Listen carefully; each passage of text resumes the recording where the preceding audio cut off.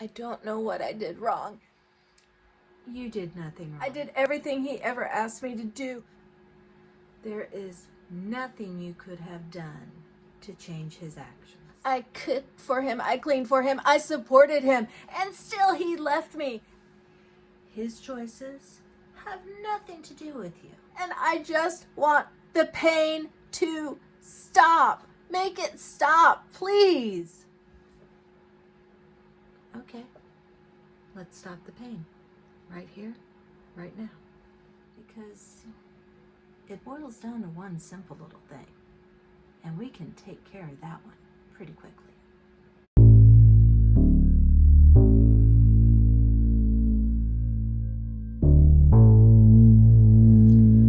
One of the most common stories I hear is unfaithful spouse took off out of the blue.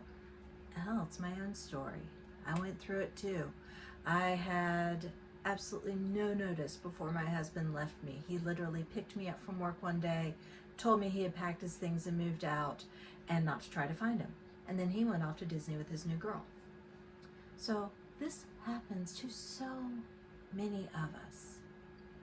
And we sit there and we question ourselves and we wonder what it was we did to drive these people away. Now here's the truth, girlfriend. You didn't do a damn thing. There is nothing wrong with the way you were acting in that relationship. The choices your partner made were their choices, not yours. But that still leaves you sitting here wondering what happened, why it happened, and what you can do to move on from all of this when you haven't gotten any closure on it in the beginning.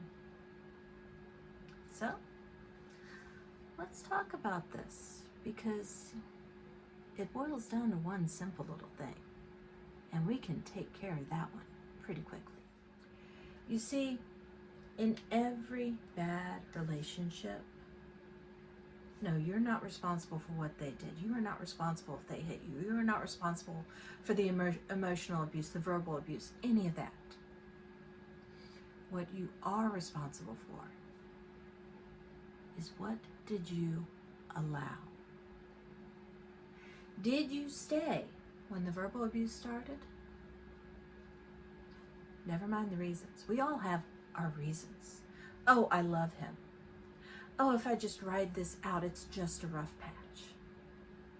I can't survive on my own. There is no way I can support a family. I haven't worked in years. I don't know how to do this. Those are all justifications that you use to choose to stay and accept the behavior that you know isn't right. So the sooner you accept that you are justifying their mistreatment of you, the sooner you can begin changing that. The sooner that you accept that you have justified and accepted someone mistreating you, the sooner you can make the choice to no longer accept that behavior. See, this is what I do. I teach women how to find their sense of self-worth so that no one in their life, not a spouse, not a family member, not an employer, no one can devalue you, because you know exactly where you belong. And we'll get into that in another video. But for right now, you're in pain. And I feel that pain. I have felt that pain. I was suicidal from that pain. So how do we deal with making that pain go away? The first thing you have to do is you have to make a commitment to yourself to let go of this. Stop holding on to it. Stop clutching that pain to you as the last remnant of a dead relationship. Stop holding on to that pain. Stop going over how he left and why and with whom. It doesn't matter anymore. Stop rehashing what it is that you could have done differently leading up to the split, because that doesn't matter anymore. You're not physically changing the past. All you're doing is extending your own pain at this point. And I know that pain is comfortable because it's what you know. And what you don't know is scary. But you've got to let go of it. You have to decide, I am no longer going to keep re-inflicting this emotional wound on myself. It's hard. It is so hard because, let's face it, you want to go back to what was. And you're holding on to those last remnants in the desperate hope of what was coming back. And you have to choose to let go of that hope. Let me tell you, there's a reason hope was in Pandora's box of all evils. Because hope will keep you hanging on until you're dead every time. And you have to learn to let that hope go so that you can move forward into the life you deserve instead of being held back by the hope of returning to something that's gone. The next thing you have to do is actually feel those feelings. And I know you've been hiding from them. I've hidden from feelings in bottles of alcohol. I've hidden from feelings in smoking weed. I've hidden from feelings in opiates. We all have our way of hiding from the feelings. I've worked with people who hide from their feelings through overwork. I've worked with people who hide from their feelings through just la la la la la, it's not there. But hiding from feelings doesn't make them go away. You may bottle them up for a while, but all you're going to do is make them stronger when they do come out. It's better to let them flow through you and let go of them rather than to bottle them up. And again, this is a difficult thing because if you're not careful, they'll drown you, right? You'll start feeling the feelings and the hurt and the anger, and you'll start wondering again what it is that you did, and before you know it, you're back in that spiral. So what you have to do is when you're feeling these feelings, don't believe the thought. I know that sounds like such a paradox, but look at the feeling itself. I am feeling sad. I am feeling sad because I feel alone and I am afraid that I am going to remain alone, and that fear is expressing a sadness. I am feeling angry. I am feeling angry because I did not deserve to be discarded this way. Analyze your feeling. Analyze why you're having the feeling. But don't get yourself so caught up in it that you start believing you deserved to be treated badly. Then, back to what I said at the beginning, you must take responsibility. Take responsibility for what you did, not what they did. What they chose to do is on them. You had nothing to do with that. You chose what you allowed in your life. You chose how long you were going to stay and accept mistreatment. You chose to ignore the red flags. Once you take responsibility for those choices, then you can learn from them. Yes, I ignored the red flag of my former husband spending way too much time with his boss and telling me he was working hard and they were starting a podcast together and they were doing this and that and this and that. And oh no, he was going to cancel plans with me again because she needed him in the office. Yeah, she needed him, all right. I accept that I allowed that behavior. I accept that I did not stand up for myself and say, honey, if you want to remain in a relationship with me, you're going to spend more time with me as your wife. I accept that I did not put my foot down and say, I deserve better treatment than this. I deserve to be equal with your work, if not exceeding your work in the amount of time you devote to it every day. I deserve to be the center of your attention.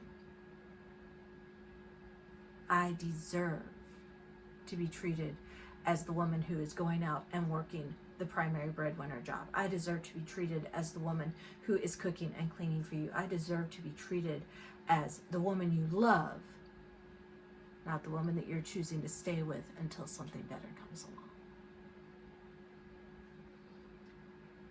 Once you take responsibility for what you allowed, then you can start seeing that pattern developing earlier.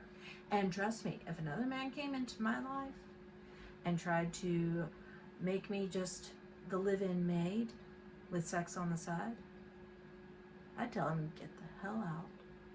And I would go on because I know I deserve better than that. Even if it means facing the fear of being alone, I deserve better than being treated as just a secondary object. And so do you. I know, no one's told you that before, have they? You deserve better than this. You deserve better than being discarded. You deserve better than being left behind. So, what do you do once you have made this commitment to yourself and you have let all these feelings flow through you and you're feeling completely and utterly empty and clueless and don't know what to do? You start paying attention to you, because you do deserve to be the center of your own attention. You deserve to take care of yourself instead of putting everyone else first.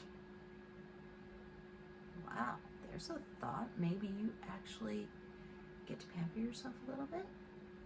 Take a bubble bath once in a while. Have a nice little, glass of wine if you need to relax with dinner. Or maybe you could take a walk and notice the little wildflowers growing on the side of the road. They don't grow because, someone planted them. They grow because they're small and beautiful and fragile and are living their life. And you can take joy in knowing that you may feel small and beautiful and fragile, but you can still live your life. Spend some time in nature, because nature doesn't care what you've been through in the past. It is only growth going forward. Engage in mindful hobbies. Go back to the things that you loved before you were broken. Go back to the drawing, the singing along with the radio, dancing wildly around your room. Whatever it is that makes you happy. Because this is your time. You're rediscovering yourself as you, not as someone else's plus one. And don't you deserve to be you for a change? And, find a way to meditate. You could do physical meditation. Many people get into a meditative state while they're just hiking. You could do the traditional sitting on lotus style chanting mantras if that is what works for you. You could do something as simple as quietly sitting and focusing on the feeling of air entering and leaving your lungs as you breathe. Do whatever it takes to be fully present in the moment without allowing your thoughts to spiral into thoughts of the future or the past. Just be where you are. When those thoughts come up, look at it. Okay, that's a fear of the future. I'll deal with that in the future. Right now I'm focusing on this. I often use a candle flame for this. If you focus right on the point of the wick, you'll notice there's a little tiny gap between the wick and the flame. Focus on that little gap, and that keeps your mind in just the moment. Not running ahead, not going back and rehashing the past. Just now, in this moment. That's all that really matters. And then the very most difficult thing you do to let go of the trauma of a past relationship, forgive yourself. Now that you've taken responsibility for your share of it, forgive yourself. Forgive yourself for not seeing those red flags. Forgive yourself for staying as long as you did. Forgive yourself for all of it. Forgive yourself for your bad choices, because you're learning from those choices and you're not going to let them define you anymore. I am Marna. Thank you for joining me. If you would like more in-depth help dealing with your specific problem, send me an email. Let me know. I'm here. And then I will see you in the next video.